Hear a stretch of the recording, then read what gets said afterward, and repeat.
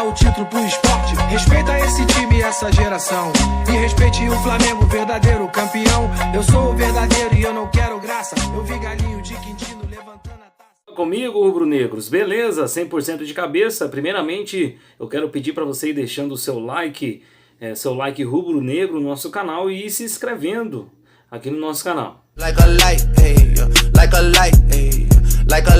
Muito bem, pessoal. A gente está aqui para trazer a análise do jogo, pós-jogo de Fluminense e Flamengo, Flamengo e Fluminense, onde o Flamengo venceu o time do Fluminense por 3-2. E o que eu tenho a destacar, né? A gente tá feliz pela classificação, mas não muito feliz, porque o Flamengo quase que entrega o jogo, ganha de 3-0, quase que leva um empate, né? Então a gente tem que olhar o que está acontecendo, porque o time do Fluminense é o time reserva.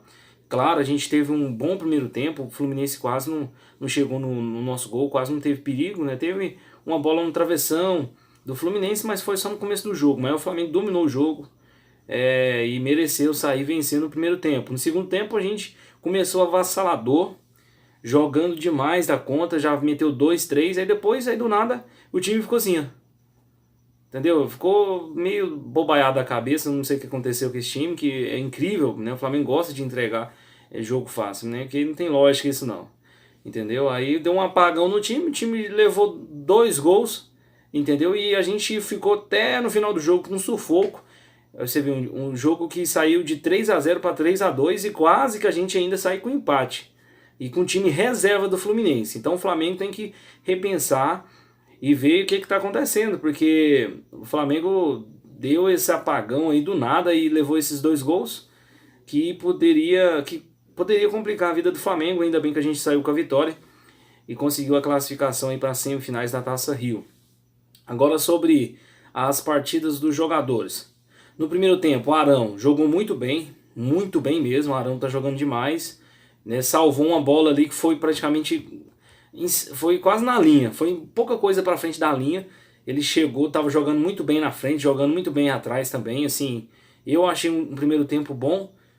Agora no segundo tempo, continuando, no primeiro tempo também o Diego foi bem, deu ali passe, ajudou numa das jogadas ali que o Flamengo chegou forte para fazer o gol, né? Se eu não me engano, o Diego ele deu uma assistência para o Bruno Henrique, né? Que agora a gente vai estar falando dele, Bruno Henrique foi monstro, destruiu 2 gols e uma assistência. O Gabigol também jogou muito bem, entendeu? E essa dupla aí, Gabigol e Bruno Henrique, esperem, porque assim, o Flamengo só precisa acertar a zaga e os laterais, né? A gente tem bons zagueiros? Tem. A gente sabe que a gente precisa no mínimo de um zagueiro assim de nome, um zagueiro assim que vai, os outros vão olhar e vai falar, porra, que zagueiro. A gente precisa de um zagueiro assim, entendeu? Um zagueiro assim de nome, um zagueiro bom de bola, raçudo, que sabe o que é Flamengo, um zagueiro que venha chegar para ser titular, para dar experiência para o time. E a gente sabe ali que as laterais ali precisa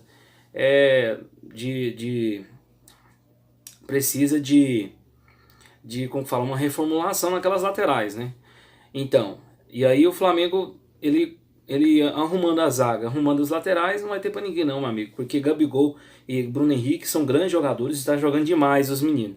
Gabigol também jogou muito bem, fez um gol, né? Então o Gabigol, como falei, já pegou bastante já a manha de jogar no Flamengo, já está pegando já o ritmo e já sabe o que é Flamengo, né? Então, grande jogo do Gabigol. E assim, agora, como que fala, na minha opinião, né, quem jogaram bem foi Bruno Henrique, Gabigol. O Diego jogou bem no primeiro tempo, no segundo tempo não foi muito bem, até a torcida até vaiou o Diego, mas eu acho meio assim, né, meio precipitado vaiar o Diego, porque não tem como vaiar o Diego assim. O Diego jogou bem no segundo tempo, ele não jogou muito bem, deu um apagão, mas não foi só o Diego, foi a maioria dos jogadores do time ali da atrás, né, deu um apagão no time, o time levou o gol.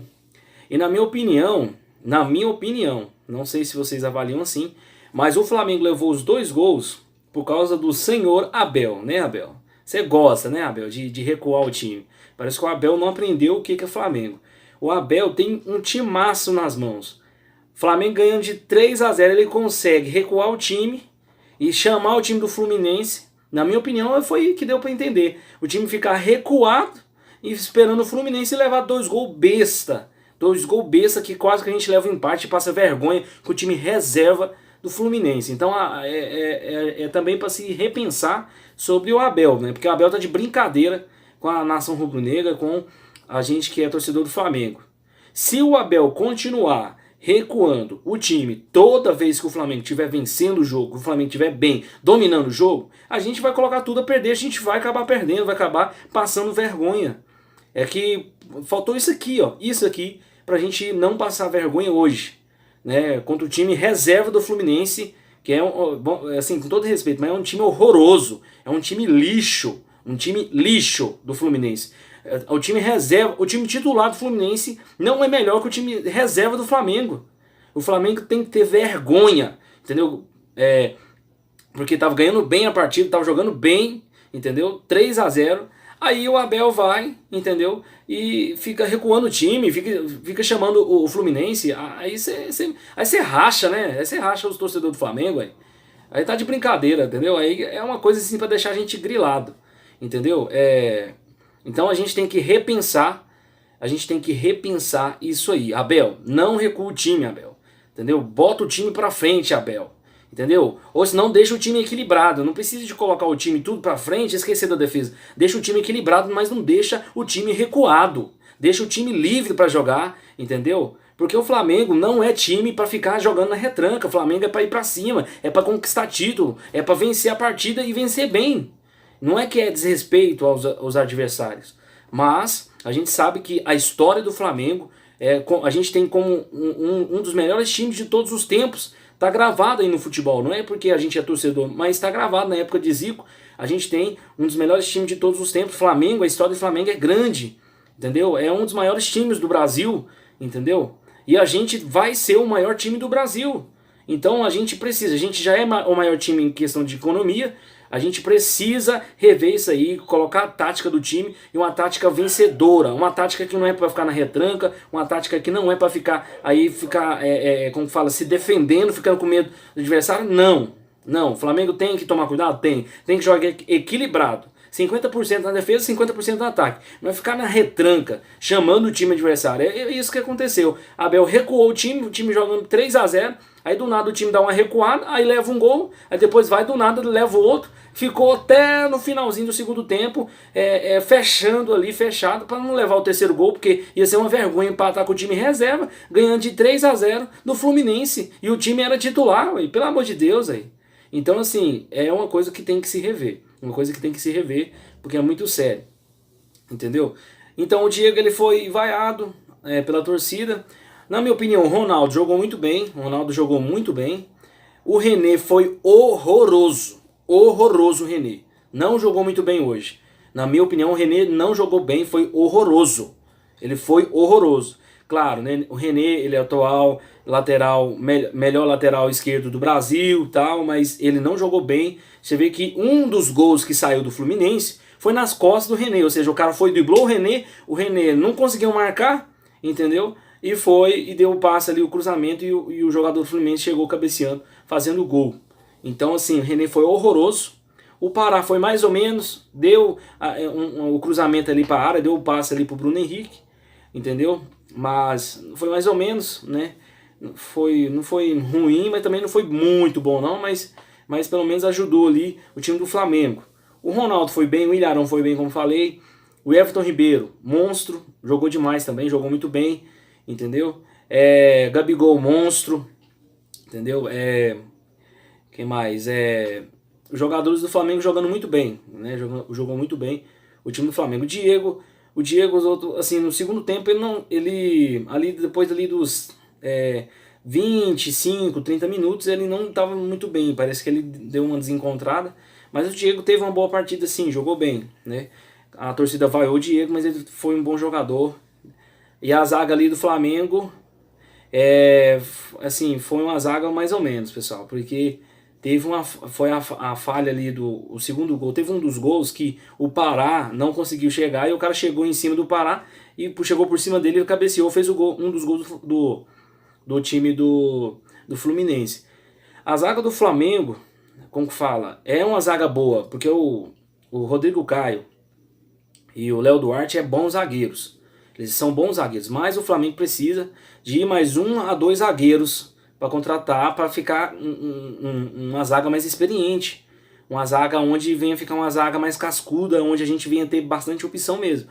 Por quê? Porque eles têm um pouco de dificuldade, né, às vezes de sair essas falhas de bola aérea. Isso não pode acontecer, porque quando chega na Libertadores ou chega no Brasileiro, ou chega numa Copa do Brasil, não perdoa. Se um time que tem como fala, a especialidade de bola aérea enfrentar o Flamengo e ter esses erros aí contra esse time, vai que eu vou dar um exemplo aqui. O Palmeiras, eles fazem bastante gols de bola aérea. Outros times que tem vários outros times também que a gente pode enfrentar aí, um Boca Juniors, um River Plate, onde esses times argentinos são enjoados e gostam de uma bola aérea, gostam de cruzamento à área, entendeu? E uns times enjoados, um time que a gente não pode ter essas falhas, senão a gente acaba perdendo a competição, acaba perdendo o jogo besta por causa disso. Então, na minha opinião, a zaga foi boa, está sendo boa nos últimos jogos, sim, mas tem algumas falhas que precisam ser corrigidas.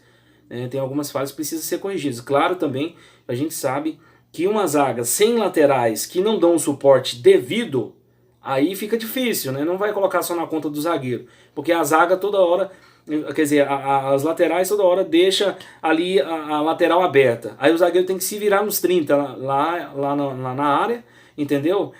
Sabendo que lá na lateral fica tudo aberto, fica livre para o cara cruzar, para o cara olhar, fazer o que quer, botar a bola onde quer.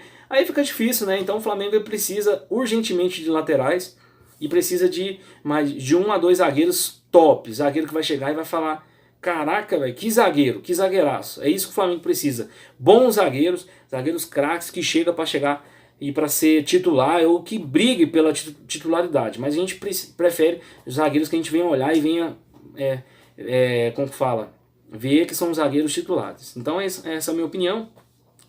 Esse foi a análise do pós-jogo de Flamengo e Fluminense, 3 a 2 para o Flamengo, né?